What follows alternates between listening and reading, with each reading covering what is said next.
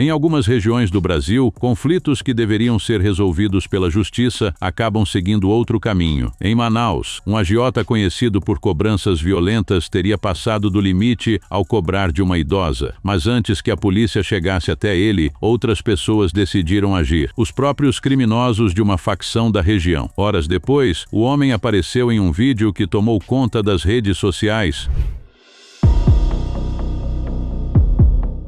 Na tarde de 20 de maio de 2026, um vídeo começou a circular rapidamente pelas redes sociais em Manaus. As imagens mostravam um homem cercado por vários indivíduos enquanto recebia golpes nas mãos. Em meio aos gritos e às ordens para que mantivesse os braços estendidos, ele tentava justificar o que havia acontecido. Segundo relatos divulgados por páginas locais, aquele homem era apontado como agiota. Pouco antes de aparecer no vídeo, ele teria ido até a casa de uma idosa para cobrar uma dívida relacionada a um empréstimo ilegal. De acordo com as informações preliminares, a cobrança terminou em confusão. Durante a discussão, a mulher teria sido empurrada e caiu no chão, sofrendo ferimentos. O caso ganhou repercussão quase imediatamente, não apenas pela agressão contra uma pessoa idosa, mas principalmente pelo que aconteceu em seguida. Moradores da região teriam comentado o episódio, a informação se espalhou rapidamente e chegou ao conhecimento de integrantes de uma facção criminosa que atua na capital amazonense. Pouco tempo depois, o suposto agiota desapareceu. Horas mais tarde, ele reapareceu nas imagens que tomariam conta das redes sociais. O vídeo mostrava o homem sendo submetido ao chamado Tribunal do Crime, expressão usada para descrever julgamentos clandestinos promovidos por organizações criminosas que assumem, à força, o papel de investigadores, juízes e executores de punições. Nesse tipo de julgamento, não existe espaço para defesa,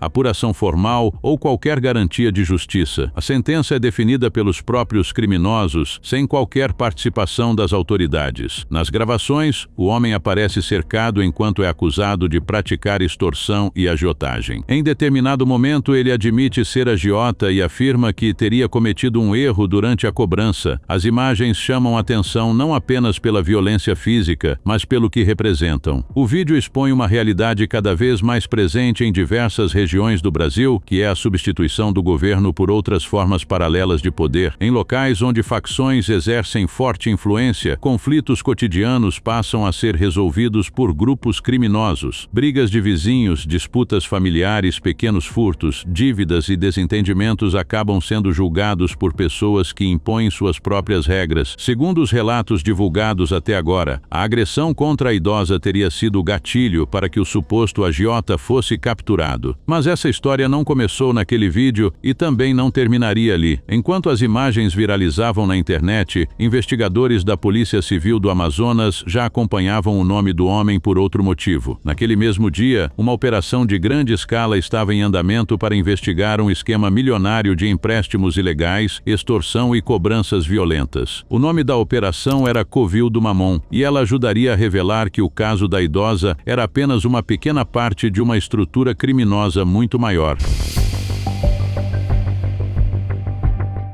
A agiotagem não é um crime novo. Durante décadas, a prática se manteve relativamente discreta, funcionando à margem do sistema financeiro tradicional. Em sua forma mais simples, ela acontece quando alguém empresta dinheiro sem autorização legal e cobra juros abusivos. O problema, no entanto, raramente termina nos juros. Quem procura esse tipo de empréstimo geralmente já esgotou todas as alternativas formais. São pessoas endividadas, negativadas ou em situação financeira desesperadora que, sem acesso a crédito bancário, acabam recorrendo a quem oferece dinheiro rápido, sem burocracia e sem análise de risco. O preço, no entanto, costuma ser alto. Quando o pagamento atrasa, entram em situações de ameaças, intimidações e, em alguns casos, até violência física. Segundo a Polícia Civil do Amazonas, esse era justamente o modelo adotado pelo grupo investigado na Operação Covil do Mamon. As investigações apontaram que a organização criminosa movimentou cerca de 20 24 milhões de reais e possuía ramificações em pelo menos 4 estados: Amazonas, Paraíba, Roraima e Santa Catarina. De acordo com os investigadores, o grupo não atuava apenas com empréstimos ilegais. As suspeitas incluem extorsão, lavagem de dinheiro e cobranças realizadas com métodos extremamente violentos. Entre as práticas identificadas estariam ameaças, sequestros, agressões e até homicídios relacionados à recuperação de dívidas. É importante lembrar aqui que não se trata de simples empréstimos, a juros abusivos, extorsivos. Temos casos aqui de R$150 emprestado que se tornou 45 mil de dívida. Uma forma extremamente inescrupulosa de cobranças, através de lesão corporal, ameaças assintosas, homicídios também. A investigação revelou um funcionamento semelhante ao de empresas formais. Havia divisão de funções, movimentação financeira estruturada e uma rede interestadual de atuação. Enquanto alguns integrantes eram responsáveis pelos empréstimos, outros atuavam na cobrança e no controle do dinheiro obtido ilegalmente. Tudo isso para manter o fluxo financeiro funcionando a qualquer custo. A operação recebeu o nome de Covil do Mamon, em referência ao termo mamon, associado à ganância e à busca desenfreada por riqueza. Para os investigadores, o nome representava exatamente a lógica do grupo de colocar o dinheiro acima de todos os limites, inclusive da lei. Na manhã de 20 de maio de 2026, dezenas de agentes foram mobilizados para cumprir mandados judiciais em diferentes estados. Ao todo, a operação resultou na prisão de 20 pessoas e no cumprimento de 31 mandados de busca e apreensão. A justiça determinou ainda o bloqueio das contas bancárias dos investigados, a apreensão de 42 veículos e a confiscação de 7 imóveis supostamente ligados ao esquema. Além disso, 7 empresas tiveram suas atividades suspensas. Entre os presos estavam 2 policiais militares localizados em Santa Catarina, o que ampliou ainda mais a gravidade do caso. Segundo a Polícia Civil, todo o material recolhido durante a operação continua sendo analisado e novas fases não estão descartadas. Foi justamente durante essa ofensiva policial que surgiu uma informação capaz de mudar a percepção pública sobre o vídeo que circulava nas redes sociais. O homem levado ao chamado Tribunal do Crime seria um dos alvos investigados pela operação. Ou seja, enquanto criminosos aplicavam uma punição ilegal diante de uma câmera, as autoridades já tentavam desmontar o esquema do qual ele supostamente fazia parte. 2 sistemas paralelos estavam em movimento ao mesmo tempo. De um lado, a justiça oficial, do outro, uma forma de punição imposta pelo medo.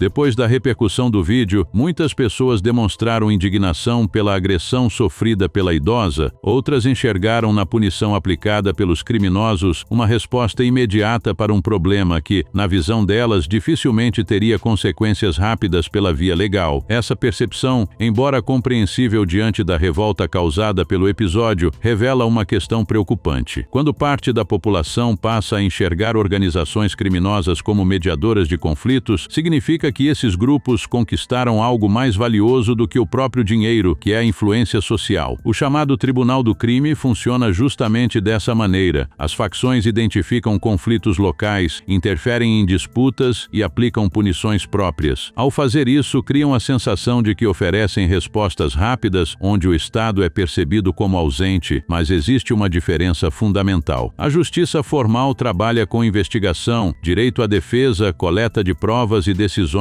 passíveis de revisão. Já no Tribunal do Crime, a acusação e a sentença costumam acontecer ao mesmo tempo, sem regras transparentes, sem proporcionalidade e sem qualquer garantia de que a pessoa punida seja realmente culpada. O mesmo grupo que hoje pune alguém acusado de extorsão pode, amanhã, usar os mesmos métodos contra qualquer pessoa que desrespeite suas regras. A violência não desaparece, em vez disso apenas muda de direção. No caso de Manaus, a situação chama a atenção por outro motivo. A agiotagem e as facções criminosas operam em territórios semelhantes, ambas exploram populações vulneráveis, utilizam o medo como ferramenta de controle e se fortalecem em ambientes marcados pela ausência de oportunidades e pelo enfraquecimento das instituições. Em determinados momentos, esses interesses podem coexistir, em outros, entram em conflito. Foi o que parece ter acontecido nesse episódio. Segundo os relatos divulgados até agora, a agressão contra a idosa teria ultrapassado um limite estabelecido pelos próprios criminosos da região, provocando uma reação rápida. Mas a rapidez da resposta não deve ser confundida com justiça. Independentemente das acusações contra o homem, o sequestro e a punição aplicada também configuram crimes. Enquanto isso, a investigação oficial segue avançando. A Polícia Civil do Amazonas continua analisando documentos, movimentações financeiras e materiais apreendidos durante a Operação Covil do Mamon, e novas prisões ainda podem acontecer. O homem que aparece nas imagens segue sendo investigado por suspeitas relacionadas ao esquema de empréstimos ilegais. No fim das contas, o caso reúne diferentes elementos de uma mesma realidade: a vulnerabilidade financeira que leva pessoas a buscar crédito fora do sistema formal, a violência usada para transformar dívidas em instrumento de controle e a expansão de facções que ocupam espaços deixados pelo poder público. A história, que começou com a cobrança de uma dívida, revela algo muito maior. Ela mostra como o dinheiro, o medo e a violência podem criar um ciclo difícil de ser interrompido, no qual vítimas e agressores mudam de posição rapidamente e ninguém realmente sai ganhando. Porque, quando grupos criminosos assumem a função de julgar e punir, o resultado não é justiça, é apenas outra forma de violência. Não esqueça de se inscrever para assistir mais vídeos como esse.